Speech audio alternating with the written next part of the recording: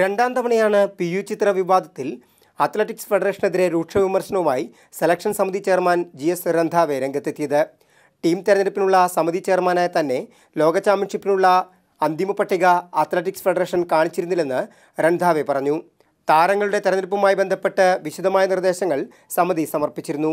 അന്തിമ പട്ടിക തയ്യാറാക്കിയത് ഫെഡറേഷൻ. ഏഷ്യൻ ചാമ്പ്യന്മാരെയെല്ലാം മീറ്റിനെ വിടണമെന്നതായിരുന്നു തൻ്റെ നിലപാട്. എന്നാൽ ഇതിനെ ഫെഡറേഷൻ പ്രസിഡന്റ് ഉൾപ്പെടെയുള്ളവർ എതിർത്തു. റിയോ ഒളിമ്പിക്സിന് വൻ സംഘത്തെ അയച്ചിട്ടും കാര്യമായ നേട്ടമുണ്ടായില്ലെന്ന് ചൂണ്ടിക്കാട്ടിയായിരുന്നു ഫെഡറേഷൻ ഭാരവാഹികളുടെ എതിർപ്പെന്നും അദ്ദേഹം പറഞ്ഞു. എൻട്രി ലിസ്റ്റിൽ സുധാ സിംഗിൻ്റെ പേര് ഉൾപ്പെട്ടത് എങ്ങനെയെന്ന് അറിയില്ല.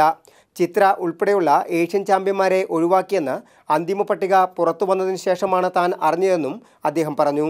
അതേസമയം ആദ്യ പട്ടികയിൽ ഉൾപ്പെട്ടില്ലെങ്കിലും ലോക ചാമ്പ്യൻഷിപ്പിന് പങ്കെടുക്കാൻ കഴിയുമെന്ന് ഉറപ്പുണ്ടായിരുന്നതായ സുധാ സിംഗിൻ്റെ വെളിപ്പെടുത്തൽ വിവാദമായി. ഫെഡറേഷനിലെ ചില അംഗങ്ങൾ സുധയ്ക്കായി സമ്മർദ്ദം ചെലുത്തിയെന്ന ആരോപണങ്ങൾക്കിടെയാണ് താരത്തിൻ്റെ വെളിപ്പെടുത്തൽ.